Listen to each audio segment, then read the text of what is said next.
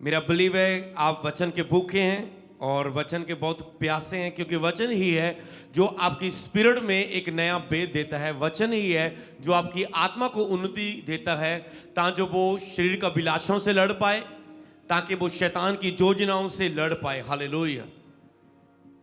आप आत्मिक उन्नति सीरीज में आप परमेश्वर की शिक्षा को, परमेश्वर के वचन को सीख रहे हैं। और आत्मिक उन्नति का सबसे बड़ा शत्रु शैतान और शरीर है। इन दोनों के विरुद्ध हमें लड़ना होगा, इन दोनों का हमें सामना करना होगा फायर प्रेयर में। तो आपको वचन पता हो मुझे क्यों ये अधिकार की प्रार्थना आज करनी है, क्योंकि उन शैतानी आत्माओं के साथ हमारा एक युद्ध है जो हमारे जीवन में, जो परमेश्वर की बुलाहट है, आत्मिक कार्य है, जिससे वो युद्ध करती है। और अगर आप उसका सामना नहीं करते, अगर आप उसे नहीं भगाते, अगर आप उसके खिलाफ नहीं खड़े होते, तो वो आपके जीवन में अपनी इच्छाओं को पूरा करती रहती हैं। तो आत्मिक उन्नति में अगर आप सीरीज सुन रहे हो, आप शिक्षा सुन रहे हो, तो उसके साथ साथ आपको यह पता होना चाहिए कि आत्मिक उन्नति का सबसे बड़ा विरोधी शत्रु शैतान है। शरीर की लालसाएं, अभिलाषाएं हैं, शरीर की कामनाएं हैं, जिसके द्वारा, जिसके वश में एक व्यक्ति अगर है तो वो आत्मिक उन्नति कभी ना कर पाएगा। अगर वो दुष्ट आत्मा किसी स्पिरिट के बस में है, किसी दुष्ट आत्मा के दबाव के नीचे है, वो कभी आत्मिक उन्नति नहीं कर पाएगा। जब तक वो दबाव आपकी लाइफ में रहता है, आप कभी भी आत्मा में अपनी उन्नति को ग्रहण नहीं कर पाते। जब तक एक लालसा, अभिलाषा का दबाव, शरीर की अभिलाषाओं का दबाव आपके ऊपर रहता है, आप आत्मिक उन्नति नहीं कर पाते। मेरा बिलीव है आज का वचन और प्रार्थना आपको छुटकारा देगी और आपकी आत्मिक उन्नति होगी यीशु के नाम में।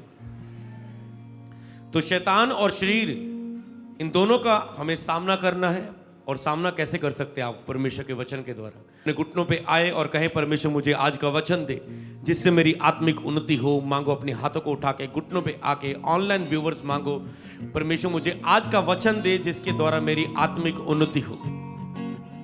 मुझे आज का वचन दे जिससे मेरी आत्मिक उन्नति हो। जब मैं इस वचन को सुनूं, मैं अपनी स्पिरिट में उन्नति को महसूस करूं। परमेश्वर, ये वचन मेरी आत्मा में जाए और शैतान और शरीर के सारे काम मेरे जीवन से आज रद्द कर दिए जाए। यीशु मसीह के नाम में मांगते हैं। चर्च बोले आमेन, आमेन, आमेन। ये लालसाएं, अभिलाषाएं, इनका जन्म पता कैसे हुआ? आपको पता है? हाँ, ठीक है। आदम हवा ने पाप किया, उसके बाद पाप ने उनके ऊपर राज्य किया। पर परमेश्वर ने अपने दास भविष्यवक्ताओं को भी भेजा, अपनी व्यवस्था को भी भेजा और खुद उसके बाद यीशु मसीह को भी भेजा। पर उससे पहले लोग लालसा, अभिलाषाओं के बस में थे। तो इनका कैसे काम है? एक आप वेदों को सीखेंगे और जो आज मैं देख रहा हूं, जैसे आप ये वचन सुनेंगे, आपका शरीर, प्राण, आत्मा छुटकारे को ग्रहण करेगी। आप फील करेंगे कि मैं एक छुटकारा पाके आत्मिक उन्नति मेरे लिए आसान हो रही। क्योंकि कई वक्त आपको आत्मिक उन्नति के कदम नहीं उठाने पड़ते। जो आत्मिक उन्नति को रोकने के पीछे आत्माएं, अगर आप वहां छुटकारा प्राप्त करें, खुद ब खुद आत्मिक उन्नति आपकी होनी शुरू हो जाती है। आप देखेंगे, अगर आप इस वचन को समझेंगे, सुनेंगे, तो ये आपकी आत्मा में, अंदर, शरीर में, जीवन में, प्राण में छुटकारे को करेगा यीशु मसीह के नाम में। रोमियो की किताब, उसका 1 अध्याय, उसकी 23 से 32 तक। अगर मैं 23 से पढ़ूं, यहां पर लिखा है, अविनाशी परमेश्वर की महिमा को उन्होंने नाशवान मनुष्य, पक्षियों, चौपाइयों, रेंगने वाले जंतुओं की सूरत की समानता में बदल डाला। यह मनुष्य जाति का हाल बताया जा रहा है, पाप बताया जा रहा है, कार्य बताया जा रहा है कि जो परमेश्वर अविनाशी परमेश्वर है, उसकी महिमा को, परमेश्वर की महिमा को नाशवान मनुष्य, मतलब परमेश्वर की महिमा जो परमेश्वर की होनी चाहिए। अगर हम परमेश्वर की महिमा को पढ़ें कि जो कुछ भी समुद्र में है, समुद्र है परमेश्वर ने बनाया, विशाल है, ये बहुत बड़ा है। अगर प्लेन इसके ऊपर से गुजरे, उन्हें घंटों घंटे, दिन बीत जाते, समुद्र खत्म होने का नाम नहीं लेता। इसे बनाने वाले, ये किसकी महिमा है? परमेश्वर।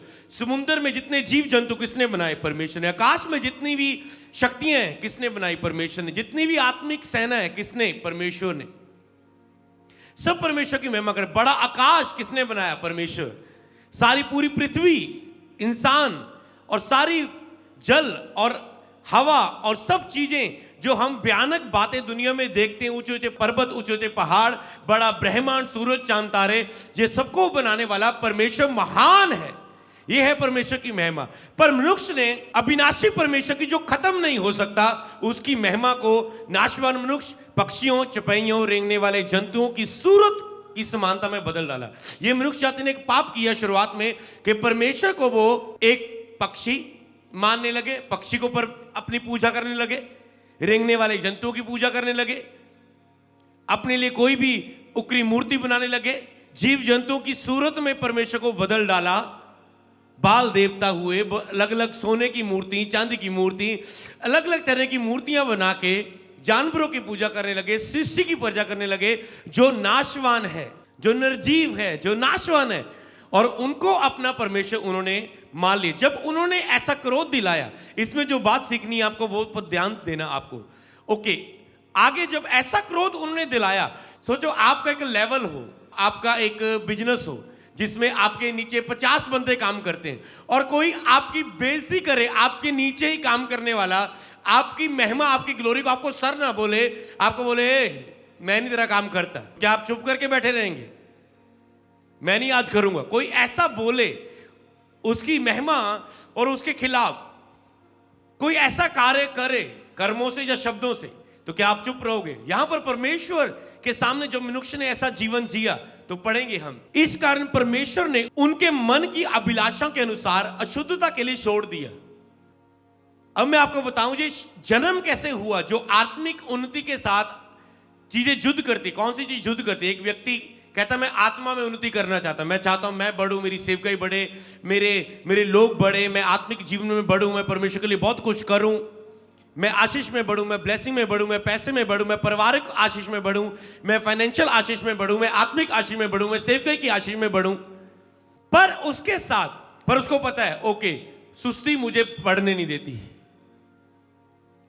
शरीर की अभिलाषाएं मुझे बढ़ने नहीं देती, सेक्सुअल अभिलाषाएं मुझे बढ़ने नहीं देती, ये व्यभिचार मुझे बढ़ने नहीं देता, ये नशा मुझे बढ़ने नहीं देता, ये गुस्सा मेरा मुझे बढ़ने नहीं देता, ये टाइम वेस्ट फालतू की चीजों पर ध्यान लगाए रखना मुझे बढ़ने नहीं देता। और बहुत सारे आपके पास कारण होते जिसके बारे कहते आप कहते इन बातों के कारण, इन लालसा अभिलाषों के कारण मैं बढ़ नहीं पा रहा हूं। पर ये कैसे काम कर रही, इनसे कैसे छुटकारा होता है? अभिलाषा के अनुसार अशुद्धता के लिए छोड़ दिया, मतलब परमेश्वर ने उनकी अभिलाषाओं के कब्जे में छोड़ दिया। एक अभिलाषाओं के कब्जे में एक व्यक्ति के लिए सबसे बड़ा लॉस है उसके लिए। सोचो, परमेश्वर ने उसे गुलाम नहीं बना दिया, परमेश्वर ने उन्हें अत्याचार नहीं होने दिया, परमेश्वर ने उन्हें रोग नहीं भेज दिए, महारोग नहीं भेज दिए, उनकी अभिलाषा में के वश में छोड़ दिया। अभिलाषाओं का असर क्या है देखो, शुद्धता के लिए छोड़ दिया कि वे आपस में अपने शरीरों के अनादर करें, कि अपने शरीरों का वो अनादर करें, आपस में छोड़ दिया परमेश्वर ने उनको। ओके तूने जैसा करना है, ओके तू जैसा ही करेगा, शरीर का वैसा ही फल भोगेगा। तेरी शरीर की अभिलाषाएं तुझसे गलती करवाएगी, तू इसके बस में रहेगा और तेरे ऊपर दंड आते रहेंगे इनके कारण। आगे लिखा है 25 आयत में, क्योंकि उन्होंने परमेश्वर की सच्चाई को बदलकर झूठ में बदल डाला, सृष्टि की उपासना की और सेवा की, ना के सृजनहार की जो सदा धन्य है, इसलिए परमेश्वर ने उन्हें नीच कामनाओं के वश में छोड़ दिया। वहां अभिलाषाओं की बात आई, यहां पर आया कि परमेश्वर ने उन्हें नीच कामनाओं के वश में छोड़ दिया। कौन सी नीच कामनाएं जिसकी मैं बात कर रहा था कि शैतान 2024 में लोगों के मन में ऐसा दबाव डाल के ऐसी नीच कामनाएं, ऐसी गंदी चीजों, ऐसी लालसा अभिलाषा की तरह दबाएगा कि लोग आत्मिक उन्नति कर ही ना पाएंगे, बढ़ ही ना पाएंगे, और उठना ना चाहेंगे, मसीह में बढ़ना ना चाहेंगे, मसीह के लिए कुछ करना ना चाहेंगे, और वो सुन्न हो जाएंगे और लुचपुन में लगे रहेंगे। इसलिए परमेश्वर ने नीच कामनाओं के वश में छोड़ दिया। हो सकता है आप नीच कामनाओं के वश में छोड़े गए हो, उसका हल भी मैं बताऊंगा। नीच कामनाओं के वश में उन्हें छोड़ दिया, यहां तक कि उनकी स्त्रियों ने भी स्वाभाविक व्यवहार को उससे जो स्वभाव के विरुद्ध है बदल डाला। स्त्रियां भी जो थी, उनका जो स्वाभाविक व्यवहार होना चाहिए कि स्त्री का स्वभाव ऐसा होना चाहिए, पुरुष के प्रति ऐसा होना चाहिए, स्त्रियों को स्वभाव ऐसा होना चाहिए, उन्होंने उस स्वभाव को भी बदल डाला। स्त्रियां अपने स्वभाव के बिल्कुल उल्ट चलने लगी। अगर आपसे आत्मा बात कर रहे हैं इस समय, अगर आपको लग रहा है मेरा स्वभाव ऐसा नहीं है जैसी एक औरत का, एक चरित्र वाली औरत का होना चाहिए, इसका मतलब तुम एक लालसाओं के, नीच कामनाओं के वश में हो। तुम्हारा विवेक है जो वो कब्जे में है, वो मरता जा रहा है। परमेश्वर ने भी उन्हें छोड़ दिया उनके हाल में। ओके 27, वैसे पुरुष भी स्त्रियों के साथ स्वाभाविक व्यवहार छोड़कर आपस में कामातुर होकर जलने लगे, और पुरुषों ने पुरुषों के साथ निर्जल काम करके अपने बरम का ठीक फल पाया। पुरुषों ने पुरुषों के साथ गलत काम किए। जो आज दुनिया में लॉ भी बनते आ रहे, ओके ठीक है, पुरुष पुरुष के साथ मैरिज करवा सकता है, और बहुत सारे देशों में ये कानून पास है कि पुरुष पुरुष के साथ मैरिज करा सकता है। पर यहां पर क्या लिखा है? पुरुषों ने पुरुषों के साथ निर्जन काम करके अपने बरम का ठीक फल पाया। यहां पर लिखा है उन्होंने ये काम करके रिजल्ट पाया। रिजल्ट पाया। शैतान देखो लोगों के दबाव। अब कंट्रियां भी अनुमति दे रही हो कि पुरुष पुरुष के साथ मैरिज कर सकते हैं। ये कहां से आया? वो लोग बोलते हैं हमारे इस काम के खिलाफ ना बोला जाए। हाँ ठीक है, कोई नहीं वो बोलता, वो पर वचन बोलता है। क्यों? क्योंकि वो अब इस चीज में वश में आ चुके, वो मजबूर हो चुके। एक ऐसा स्पिरिट का दबाव, ऐसा उनके मनों में दबाव आया, अब वो मैरिज ही करवाना चाहते हैं लड़कों के साथ, लड़के लड़के मैरिज करवाना चाहते हैं। पुरुषों ने पुरुषों के साथ निर्लज काम करके अपने आप को बरम का ठीक फल पाया। उसकी सजा भी उनकी जिंदगी में आती गई। शैतान ऐसे दबाव लोगों की लाइफ में लेके आ रहे हैं। ये तो अभी कुछ समय से हर एक कंट्रियों में ऐसा हो रहा है, जो आप सुनना नहीं चाहेंगे। यार ये कैसा, ऐसा कैसे? कई लोगों ने देखी होगी, न्यूज भी देखी होगी, इंडिया में भी पास होना था ये, पर उसके बीच में बहुत लोगों की आस थी कि हम हाँ ये हमारे लिए कानून हो जाएगा। चलो जो भी वो मुद्दा रहा, वो दुनिया का अपना काम है। पर हम इससे क्या सीख रहे हैं कि ये दबाव थे दुनिया में शैतान के, जो डाले गए हर एक कंट्री के लोगों में, और उन्होंने अपने उस चीज को सही बताने के लिए कानून भी लागू करवा लिए कि वो सही पेश कर सके। पर परमेश्वर की दृष्टि में तो वो वैसा ही रहेगा। शैतान ऐसे काम करवाता है कि ये लोग इतना उनके नीचे दब जाएं, चाहकर भी ये परमेश्वर के पास ना आना चाहें। पर हमें उन रूहों के पास जाना है, हमें उन्हें बचाना है, हमें छुटकारे की सेवकाई के पास उन्हें लेके आना है, ताकि वो आजाद हो और ये बंधन उनकी लाइफ में बढ़ ना पाए, और लोग आजाद होकर परमेश्वर की महिमा के लिए जिए। हालेलुया। जब उन्होंने परमेश्वर को पहचानना ना चाहा, तो परमेश्वर ने भी उन्हें उनके निकम्मे मन पर छोड़ दिया कि वे अनुचित काम करें।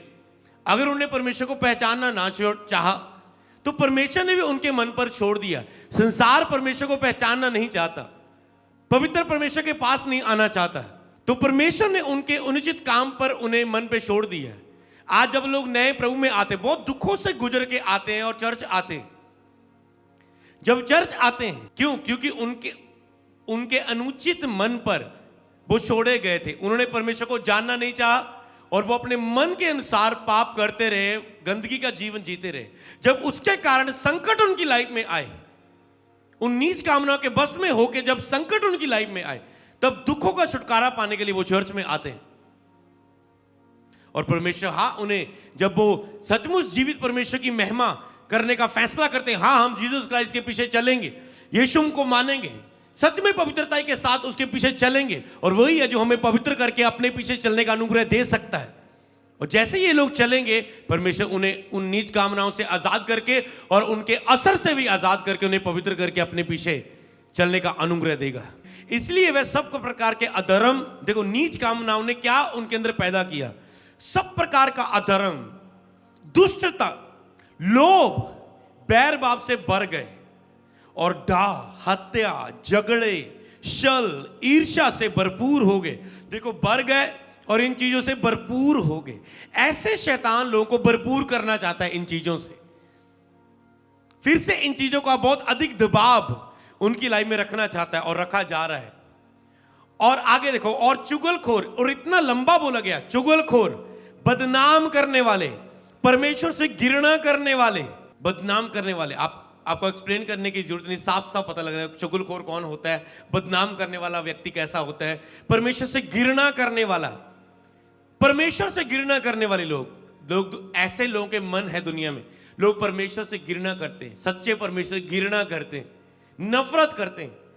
घृणा करने वाले क्यों? क्योंकि एक दबाव है जो उनकी आत्मा पर कब्जा करके अभिलाषाओं के द्वारा किया गया। दूसरों का अनादर करने वाले, अभिमानी, डींग मार, बुरी बुरी बातें बोलने वाले, माता पिता की आज्ञा ना मानने वाले, निर्बुद्धि, विश्वासघाती, माया रहित, निर्दयी हो गए। तो कितना लंबा उनकी लिस्ट बोलेगी कि उनके मन कैसे हो गए। वह तो परमेश्वर की ये विधि जानते हैं कि ऐसे ऐसे काम करने वाले मृत्यु के दंड के योग्य हैं, तो भी ना केवल ऐसे काम करते हैं वर्ण करने वालों से भी प्रसन्न होते हैं। इन लोगों के मनों में व्यवस्था डाली गई है। अगर एक बाइबल में यीशु के पास नहीं भी आया, बाइबल उसने नहीं भी पढ़ी, तो बाइबल में लिखे व्यवस्था उनके मनों में डाली गई है। लोगों को पता है ये सही है, ये गलत है, फिर भी वो ऐसे काम करते हैं। उनको पता है इसका दंड भी है, तो भी वह आप ऐसा काम करते दूसरों से भी प्रसन्न होते हैं, क्योंकि वो बस ही ऐसा ही होता है उनके अंदर। वो नशे का, वो व्यभिचार का, वो गंदगी का, वो चोरी का, वो झूठ का, वो लड़ाई झगड़े का, वो कत्ल करने का, हत्या करने का, दया रहित बनने का, चुगलखोर होने का, वो सारे बदनाम करने का, लोगों को दुखी करने का। और वो ऐसे काम करने वालों से ही प्रसन्न होते। जो जो ऐसे काम करते होंगे उनकी दोस्ती ऐसे ही लोगों से होगी। वो और किससे दोस्ती करना ही ना चाहेंगे, वो बदनाम और ऐसे लोगों से ही दोस्ती करना चाहेंगे। ओके, इस बात का आत्मिक उन्नति से क्या जोड़ है? तो इसमें आपने एक बात सीखी कि परमेश्वर ने नीच कामनाओं के वश में उन्हें छोड़ दिया।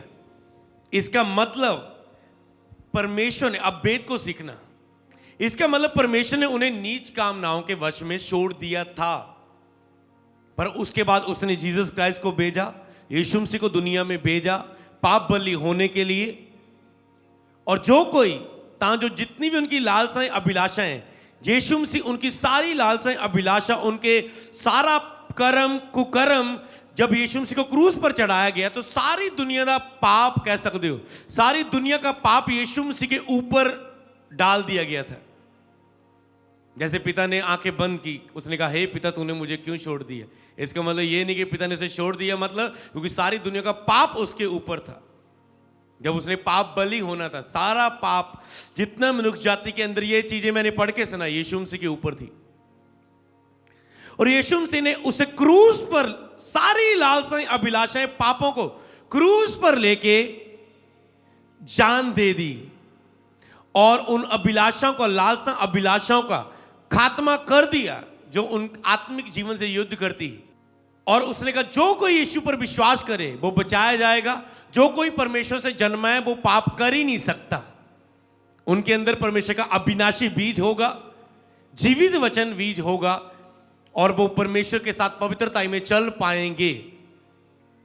आज एक दुनिया का मुद्दा है कि हम आज के इस दुष्ट संसार में, पाप भरे संसार में पवित्रता में कैसे जिए। सबसे बड़ा मुद्दा यही है, क्योंकि जैसे ही दुख बढ़ रहे हैं, अलग अलग धार्मिक तरीके बढ़ रहे हैं, धार्मिक लोग दुनिया में उठते हैं, चाहे वो है नहीं, और लोग कोशिश करते कि हाँ पाप से हम छुटकारा पाएं, हम भक्ति में रहें, हम इन चीजों में रहें, तो आज हम इन चीजों से छुटकारा पाएं।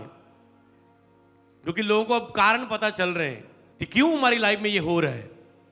और यहां पर जब देखने वाली बात है कि परमेश्वर ने नीच कामनाओं के वश में छोड़ दिया था। अगर आप इन चीजों से बचना चाहते हैं, नंबर एक, पहली बात, अगर आप छूटना चाहते हैं, अगर आप रोज क्रूस पर घोषणा करें मेरी लालसा अभिलाषा, मेरे सब पापों को यीशु क्रूस पर जान दे चुका है, अब इन लालसा अभिलाषा का, पाप की आत्मा का मेरे ऊपर कोई अधिकार नहीं है। आप बार बार अपने मुंह से चलते फिरते ऐसे अंगीकार करो, आप देखेंगे आप इन अधिकार से आजाद हो जाएंगे यीशु नासरी के नाम। क्योंकि जो उसने क्रूस पर कर दिया है आप उसे भूल गए।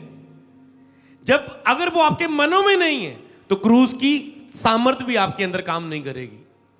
अगर वो आपके मनों में नहीं, क्योंकि लिखा है जो मन में वो ही मुंह पर आता है, वो ही बाहर आता है। तो आपके क्रूस की जो कथा है, सामर्थ्य है, वो आपके मुंह पर आनी चाहिए। क्रूस पर जो हुआ है कि आपकी सारी लालसा अभिलाषा को यीशु मसीह, सारी शर्मिंदगियों को, सारी बीमारियों को, सारी दुष्टता को क्रूस पर वो जान दे चुका है। और जब तूने बपतिस्मा लिया तो उन्हें क्रूस का, आपने मृत्यु का बपतिस्मा लिया। आप भी पानी में गए, मर के जी उठे, आपकी वो सारी अशुद्धता, सारे काम आपके नाश हो चुके थे जब आपने यीशु को ग्रहण किया, और उसका अधिकार आपके ऊपर से टूट गया है। जब आप मान लेते हैं हाँ इस चीजों का मेरे ऊपर अधिकार है, तो अधिकार रहता है। जब आप ये नहीं मानते, ये सारे अधिकार क्रूस पर खत्म हो चुके हैं, तो आप इससे छुटकारा पाते हैं। तो डेली अपना अंगीकार रखना कि क्रूस पर मैं इन सारी लालसा अभिलाषा से, कौन सी आत्मिक उन्नति के खिलाफ दो युद्ध है, एक शैतान, एक आपकी शरीर की लालसाएं, अभिलाषाएं, कामनाएं। परमेश्वर ने उनको नीच कामनाओं के वश में छोड़ दिया। इसका मतलब परमेश्वर चाहे तो वो आपको इन कामनाओं से आजाद कर सकता है। परमेश्वर ने छोड़ दिया था ना, ओके तुम मुझे खोजना नहीं चाहते, ढूंढना नहीं चाहते, मेरे मार्गों पर चलना नहीं चाहते, ओके तो तुझे मैं इन नीच कामनाओं के बस में छोड़ देता हूं। नहीं तो मैं तुझे आजाद कर सकता था, जो शैतान ने आदम हवा से गलती करवा के नीच कामनाओं के वश में करके तुझे श्राप दिए, मैं तुम्हें इस बस से आजाद कर सकता हूं। जब क्रूस पर आया, आपको पता है इन्हीं नीच कामनाओं से, इन्हीं लालसा अभिलाषाओं से आजाद करने के लिए वो क्रूस पर जान दिया उसने, इसी कब्जे से आजाद करने। लेकिन कि परमेश्वर ने नीच कामनाओं के वश में छोड़ दी। तो आत्मा में मैंने जो भेद प्राप्त किया, इसका मतलब अगर परमेश्वर ने उस नीच कामनाओं के वश में मनुष्य को छोड़ दिया था, तो परमेश्वर ही उन नीच कामनाओं से हमें आजाद कर सकता है। और परमेश्वर ने आजाद किया क्रूस पर, और हम आज आजाद किए गए हैं। अंगीकार करें और उस कब्जे से आजाद हो जाएं। ओके, तो पॉइंट, अगर लोग कहते नहीं हाँ मैंने बपतिस्मा लिया था, मैं आजाद हो चुका था, हाँ मैंने आजादी में जिया कुछ समय कुछ साल, पर अब भी मैं उन कामनाओं, उन नीच कामनाओं, शारीरिक अभिलाषाओं से के दबाव के नीचे हूं, मैं कैसे बोल सकता हूं मैं आजाद हूं, जब इन चीजों को मैं प्रतिदिन रोज जी रहा हूं, रोज सुस्ती के नीचे, रोज गंदगी के नीचे, रोज व्यभिचार के नीचे, रोज नशे के नीचे, रोज चोरी जुगली, झूठ, पाप, क्रोध, मैं इन सब चीजों के नीचे अभिलाषाओं और कामनाओं के बीच में जीता हूं, तो मैं कैसे बोल सकता हूं आजाद हूं। यहां पर परमेश्वर ने मुझे बताया कि मैंने उन्हें नीच कामनाओं के वश में छोड़ दिया था और मैं ही उन्हें आजाद कर सकता हूं। तो अगर आप आत्मिक उन्नति के लिए चाहवान हैं, तो परमेश्वर आज भी आपको आजाद करके फिर से खड़ा करेगा यीशु मसीह के नाम में। ये लाइन परमेश्वर ने मुझे दी कि अगर ये आत्मिक उन्नति के लिए चाहवान होंगे, कि हां आपको चाहत डालनी है कि मुझे आत्मिक उन्नति करनी है, अगर आप आत्मिक उन्नति के चाहवान होंगे और अमरीश संधू मिस्त्री के एक एक सीरीज को सुनेंगे इसमें और मिस ना करने चाहेंगे, चाहे चर्चा के, अगर आप पूरे पंजाब में नजदीक है, 2-3-4 घंटे का भी सफर है तो आ जाओ, अगर ज्यादा दूर है तो महीने में एक बार आ जाओ, बाकी दिन ऑनलाइन इंडिया में सुनते रहो, पर आपको ये शेयर करने और हर एक इसे सुने, कोई मिस ना करे। संडे, बुधवार, और मैं बीच बीच लाइव आने के लिए अभी तैयार हूं और ये लगातार रहेगी, आप सुनते जाएंगे जब लगातार। तो मैं नहीं चाहता मैं आपको डिपेंड केवल बुधवार और एतवार तक ही रखूं आत्मिक उन्नति की सीरीज में। इसके कुछ एक दिन ही 2 पार्ट होंगे, कभी एक दिन ही 3 आत्मिक उन्नति के पार्ट होंगे। तो ऐसा नहीं संडे एक सीरीज, अगला बुधवार सीरीज 2, अगला फिर संडे फिर सीरीज 3। नो, स्पीड के साथ आप इसे बढ़ेंगे। तो प्रभु ने कहा अगर आप आत्मिक उन्नति के लिए चाहवान हैं, वही लोग इन नीच कामनाओं के वश से छूटेंगे जो आत्मिक उन्नति के लिए चाहवान है, जो चाहवान है, जो चाहत है रखते हैं कि मैं आत्मिक उन्नति करना चाहता हूं, मैं आत्मिक उन्नति चाहता हूं अपने जीवन में। 2024 में आप ऐसी आत्मिक उन्नति देखोगे जो किसी साल में ना देखी। तो अगर प्रभु तैयार है तो क्या आप उस आत्मिक उन्नति के लिए चाहवान हैं? पहला पतरस 2:1। इसलिए सब प्रकार का बैरभाव और छल और कपट और डा और निंदा को दूर करके, ये वो चीजें हैं जो आत्मिक उन्नति को रोकती हैं। हमने रोमियो में पढ़ा था, पर यहां पर हम पतरस तक पहुंच चुके हैं और यहां पर भी ये क्या बोल रहे हैं? इसलिए सब प्रकार का बैरभाव, छल, कपट, डा, निंदा को दूर करके नए जन्मे हुए बच्चे के समान निर्मल आत्मिक दूध की लालसा करो। निर्मल आत्मिक दूध की लालसा करो। परमेश्वर के वचन ही है जो आपकी आत्मिक उन्नति कर सकते हैं। वचन की लालसा करो ताकि उसके द्वारा उद्धार पाने के लिए बढ़ते जाओ। वचन की लालसा करो, दूध पीने की, अन्न खाने की, भोजन की, आत्मिक भोजन की लालसा करो। आत्मिक भोजन ही आपकी आत्मिक उन्नति करता है। जैसे आत्मिक उन्नति विषय रख के आप वचन को सुनते जाते हैं, आपकी आत्मिक उन्नति होती है। आत्मा की खुराक क्या है? वचन। और अगर एक व्यक्ति वचन नहीं सुनता, वचन नहीं पढ़ता, उसकी आत्मिक उन्नति नहीं होगी। इस बार इतनी ठंड है, लोग रजाइयों में बड़े हुए रोज धूप को इंतजार कर रहे हैं, प्रभु जी आजता दे दो, मैं भी बहुत कर रहा हूं, धूप का इंतजार। रजाई में बैठ के बाइबल तो पढ़ सकते हैं ना आप, उस कंबल में बैठ के ज्यादा पढ़ पाएंगे मेरे ख्याल से। तो उससे आपकी आत्मिक उन्नति होती है। आत्मा की खुराक आपका वो वचन है। आत्मिक उन्नति वचन से होती है। जैसे शरीर के लिए भोजन, इसी तरह आत्मिक उन्नति के लिए वचन है। और जैसे आप इस सीरीज को सुनेंगे, खुद ब खुद आपकी आत्मिक उन्नति जबरदस्त होगी, क्योंकि वो वचन आपके अंदर जा रहे हैं। उद्धार पाने के लिए बढ़ते जाओ, ताकि उसके द्वारा उद्धार पाने के लिए बढ़ते जाओ। छुटकारा होता है आपका जब आप आत्मिक दूध की लालसा रखते हैं, आत्मिक उन्नति की लालसा करते हैं, तब आपका उनसे छुटकारा होता है, उन लालसा अभिलाषा से। कहता है अगर तुम आत्मिक उन्नति के लिए तैयार हो, तुम्हें चाहेवान हो, उसकी ओर बढ़ते जाओ, तो उद्धार पाने के लिए उसकी ओर बढ़ते जाओ। तो आप कहता मैं तुझे उद्धार दूंगा, तो मैं तुझे छुटकारा दूंगा। हालेलुया। इन दो बातों के प्रति आपके अंदर आत्मिक उन्नति की लालसा होनी चाहिए। उन लालसा अभिलाषा से प्रभु छुटकारा दे चुका है। अगर आप अभी भी कब्जे में महसूस कर रहे हैं, तो अंगीकार करें क्रूस का। दूसरा, आप वचन सुनना शुरू करें और पढ़ना शुरू करें अधिक से अधिक। जैसे वचन जाएगा अंदर, वो लालसा अभिलाषाएं खत्म होती जाएंगी जो आत्मा से युद्ध करती हैं।